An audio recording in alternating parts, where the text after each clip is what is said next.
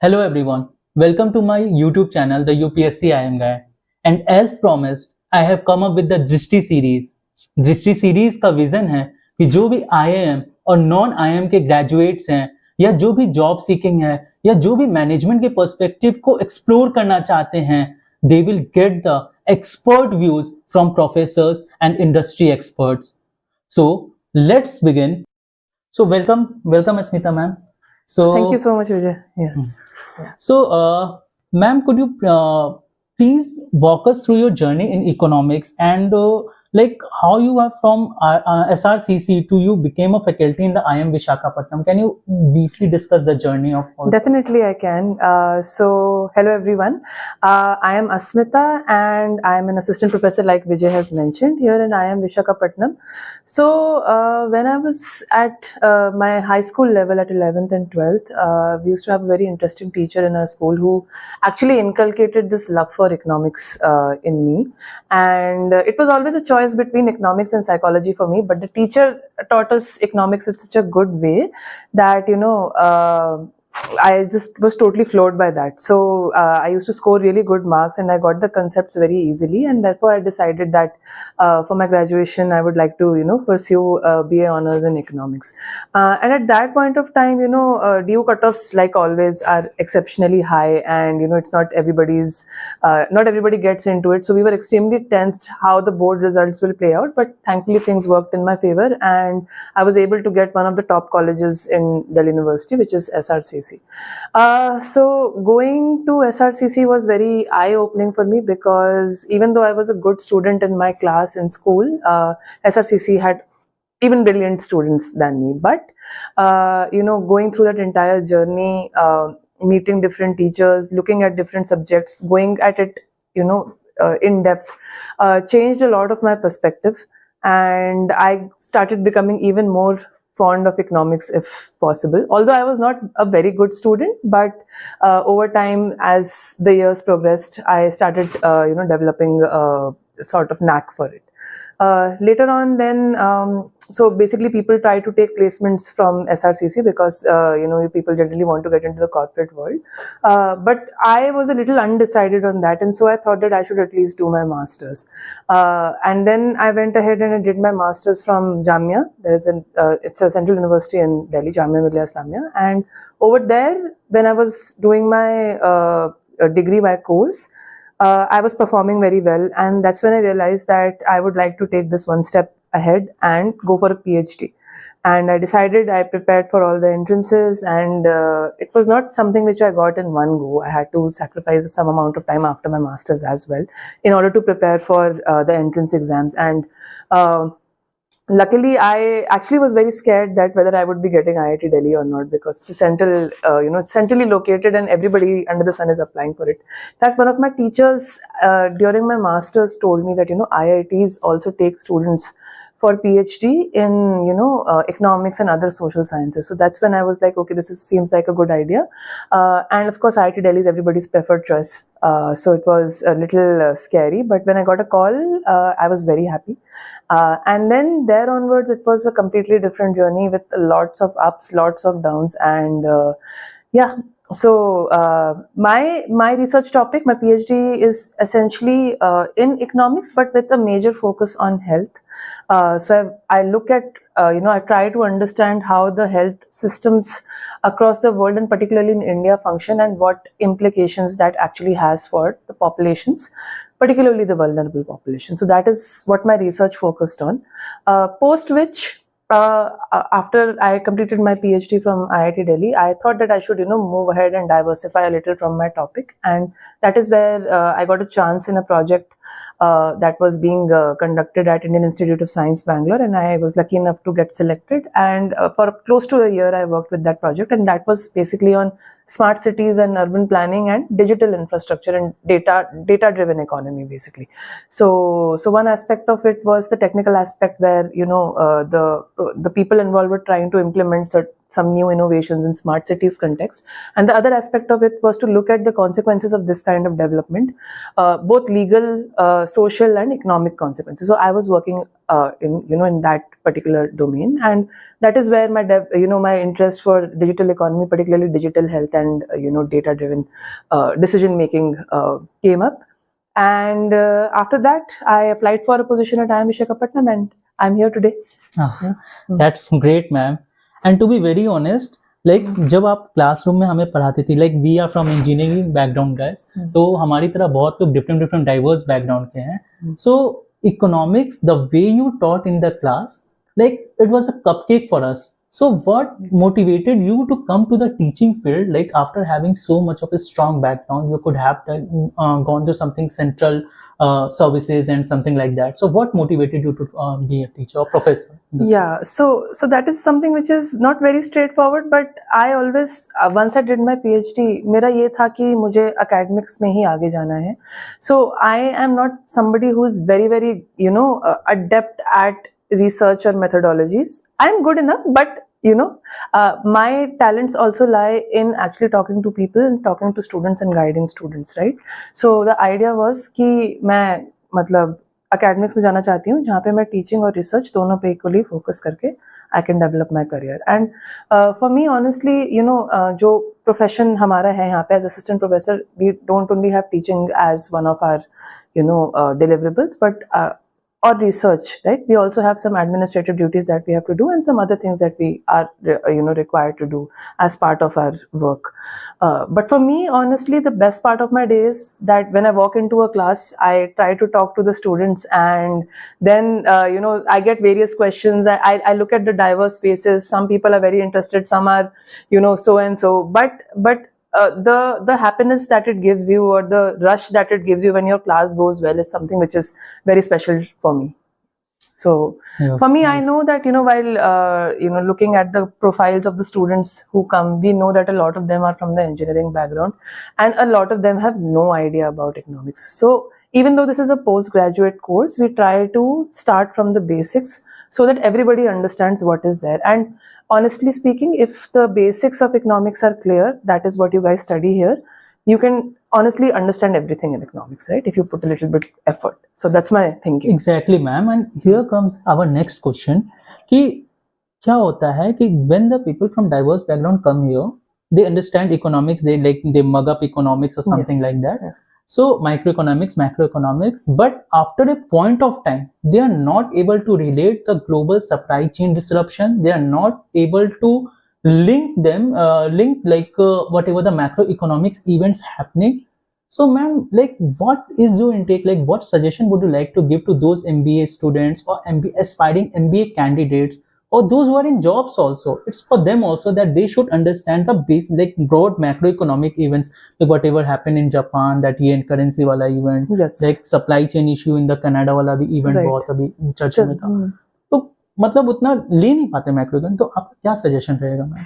तो पहली बात तो मैं ये बोलना चाहूंगी कि जितने भी लोग हैं, या जो जनरल परसेप्शन है इकोनॉमिक्स का, वो ये है कि लोग डर जाते हैं सुन के. उनको लगता है कि पता नहीं क्या है, बहुत टफ है, हमारे ऊपर से पल्ले पड़ेगा नहीं, और उससे क्या होता है कि इंटरेस्ट एकदम खत्म हो जाता है. दूसरी बात ये है कि जो मैंने स्टडी किया है वो ये है कि जैसे आपके MBA वगैरह में फंक्शनल एरियाज होते हैं, फॉर एग्जांपल आप मार्केटिंग में जाते हो, या फाइनेंस में जाते हो, ऑपरेशंस में जाते हो, या किसी और चीज़ में जाते हो, ऐसे फर्म्स जो हैं आपके, ठीक है, वहाँ पे ऐसे इकोनॉमिक्स डिपार्टमेंट नहीं होता, ठीक है. तो इसको चलते हुए लोगों को लगता है कि खाम इतनी टफ डिग्री हम, या इतना टफ सब्जेक्ट हम क्यों लें, ठीक है, हमारा कोई इसमें वो नहीं है, बट हमारी कोई मदद नहीं है. बट मैं ये कहना चाहती हूँ कि इकोनॉमिक्स जो है is the father, or rather the mother, of this MBA subject that you're doing, all right? All of the specializations that you pursue are offshoots of this big sort of course that you do, right? So if you approach it with that understanding, then the fear will reduce a little bit. So the other thing is that आजकल क्या रहता है कि हम लोग के सबके attention span बहुत कम है, ठीक है, हम लोग बस देखते हैं हो जाता है. उसमें क्या रहता है कि लोग पढ़ते नहीं है, बस कैच लाइंस चाहिए, कैच फ्रेज चाहिए, ये चाहिए, इससे काम हो जाए हमारा तो चल जाता है, ठीक है। बट अगर आपको एक सच में ट्रू बिजनेस लीडर, जिसे विजनरी कहते हैं, वो अगर आप बनना चाहते हैं, या अपने आप को थोड़ा एज एन एम्प्लॉय ऑल्सो अगर आप अपने आप को थोड़ा सा डिफ्रेंशिएट करना चाहते हैं, बिकॉज आपके जैसे इस कंट्री में और इस वर्ल्ड में और भी बहुत सारे इंस्टीट्यूट्स हैं, राइट। तो अगर आप कभी देखें बड़े बड़े इंस्टीट्यूट जैसे हैं जो आप लोग एस्पायर करते हैं, जैसे IIM अहमदाबाद हो गया या कोई और, वहाँ पे जितने भी बच्चे हैं वो इकोनॉमिक्स को फियर से नहीं, एज अ चैलेंज अप्रोच करते हैं, और वो सोचते हैं कि ये हमको नॉलेज डेवलप करने में मदद करेगा, not short term but long term, which will help us to sort of differentiate ourselves from other people. तो आप देखना कि उन लोग को बहुत शौक रहता है, वो इकोनॉमिक हिस्ट्री से लेके हर चीज़ के इलेक्टिव्स और ये सब सब्सक्राइब करते हैं, सब चीज़ में इंटरेस्ट रखते हैं।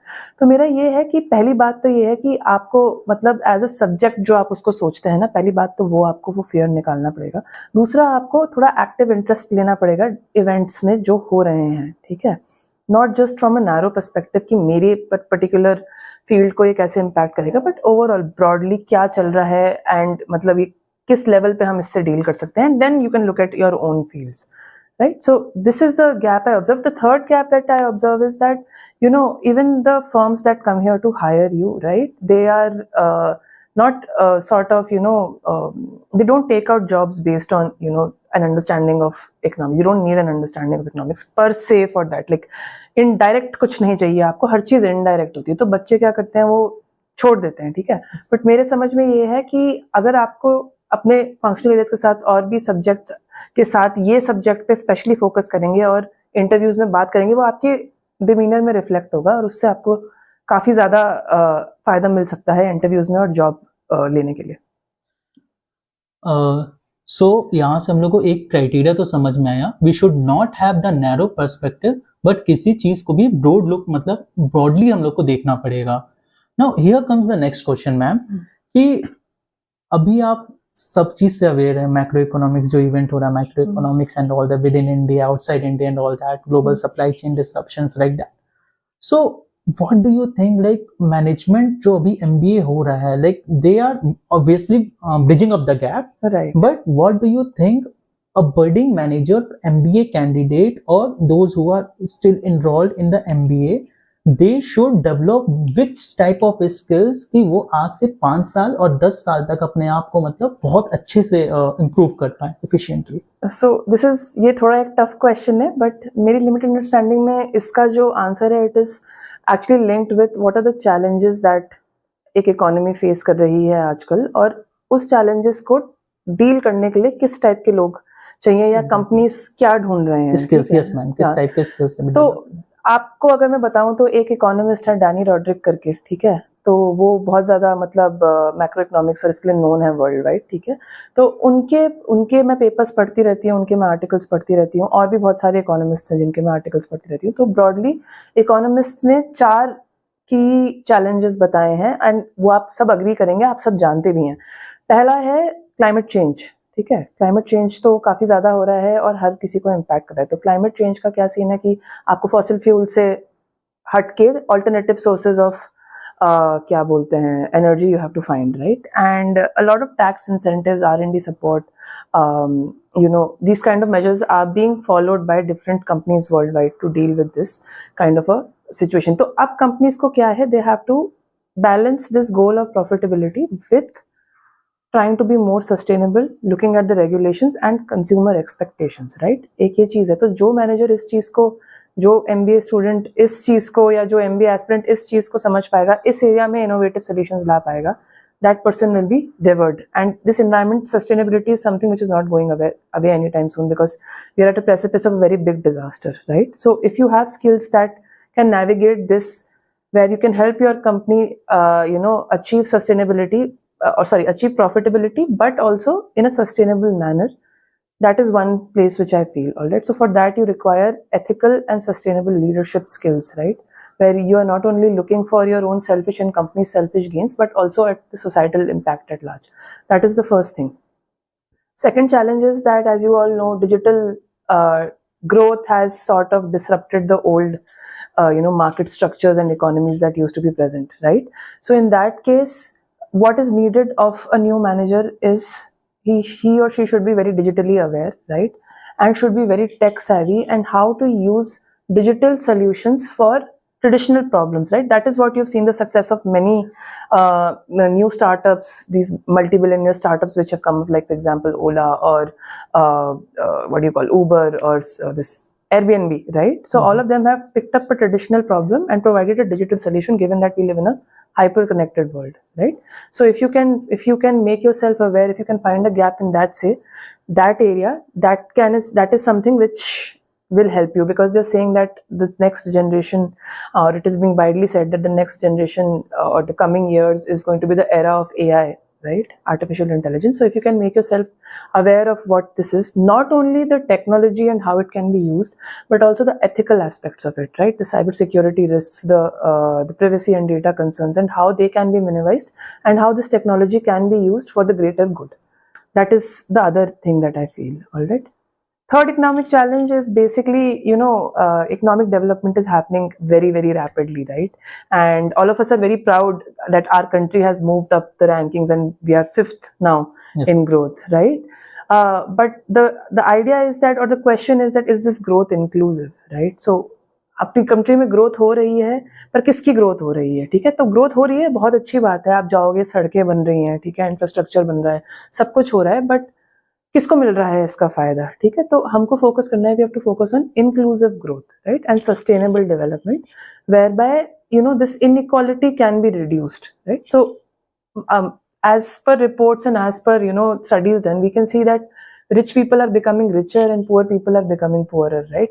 So even we might be, even though we might be 5th in the world rankings for growth, GDP growth, but if you take it in real per capita terms, we are very low, 140th probably in the world, and that is a problem. And that there's also a huge disparity in that. So if we can sort of look at some policies that we can implement, which can help, some social welfare policies which can help bridge this gap. And as far as the corporates are concerned, they can look at social innovation, right? How do we look at what our company is doing or what our firm is doing, and inherently balance it with the firm's objective and the societal's need, right? So if a manager can come up with that kind of a good solution here, a social innovative solution here, that would be something which would be required. And finally, we have this, globalization that is going on. Everybody knows since 1991 in the country, globalization is there. So globalization, it's going through a different phase now. Earlier, everything was expanding rapidly and we got access to a lot of services. But not only in India, all over the world, this, what do you call this pattern of deglobalization is beginning now, right? So supply chain after the Trump administration and all that China, Trump administration, exactly. So Trump administration came and the deals with China, putting import subsidies, putting import tariffs, even in India, like, just to sort of encourage growth in manufacturing, we are not allowing a lot of people to come up and sell the products to us, because the condition is being you should set up plants here and build manufacture. So we are going back to that culture of protectionist policies and what do you say, trade challenges, like these trade wars, right? So, and of course, like you said, the supply chain bottlenecks have been there because of the geopolitical tensions. We have 2 to 3 wars. And these are the, political wars that are going on. We also have civil unrest in a lot of countries, right? Exactly. Yeah. Israel and all that. Yes, exactly. So all of that is creating a lot of problem. Now, the thing is that if you're working in an MNC which is spread across all of these regions, right? You need to be very adept, very resilient, and you should have the ability to deal with all of these regional policies as well as the global policies, right? And this is not something which is very easy to do because there is a lot of bureaucratic red tape and 100 things go on. So the bottom line is that all of these challenges call for their own individual ability, which manager should possess. But some of the key ones are, one is that they should be digitally aware, which I talked about. Of course, they should have not only a regional mindset, but a global mindset, because ultimately we function in a global economy. Third is that there should be sustainability and ethical leadership kind of mindset, and inclusive leadership. Basically, you should be working with your teams rather than a top-down approach. You should be working with the team.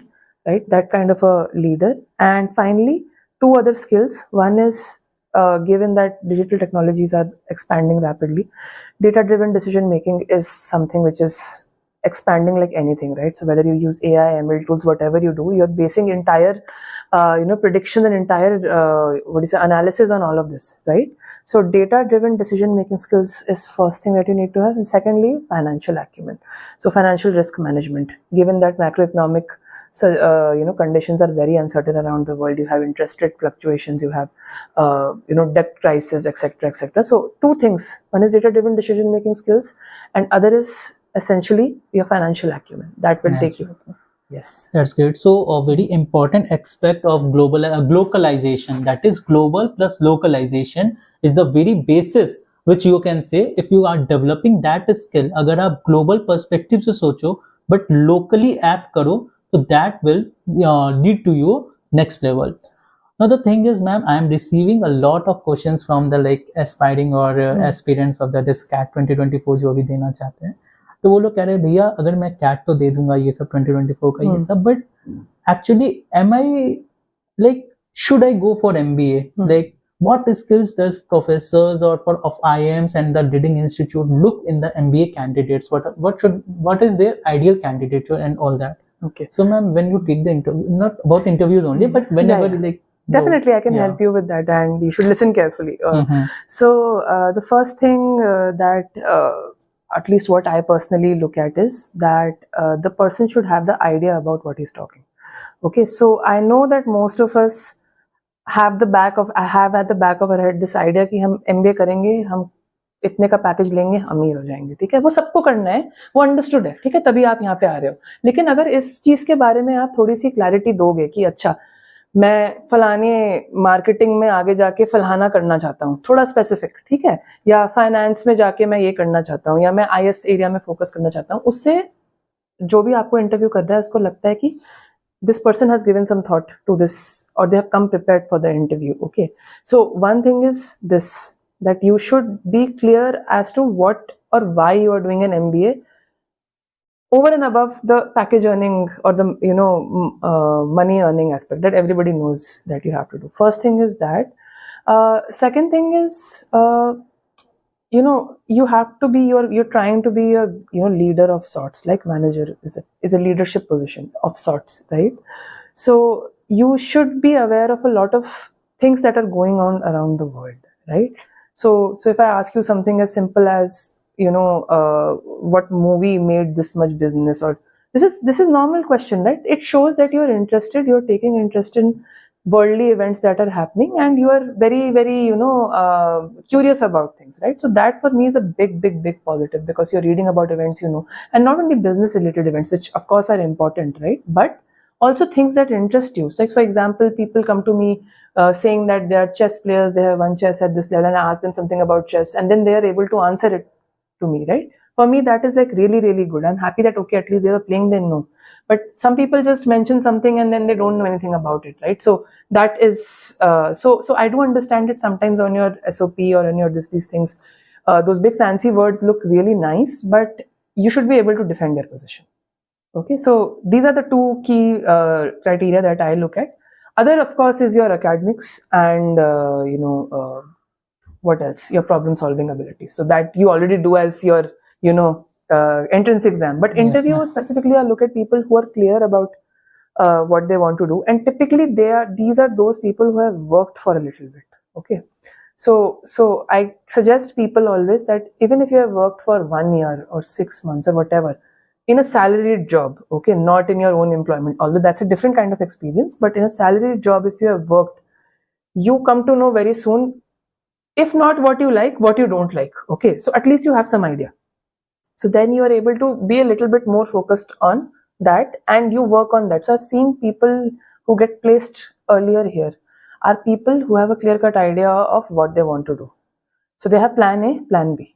Okay, they know that this is my first, this is my first company or first profile that I want. If they don't get that, then they have plan B and then they go after it.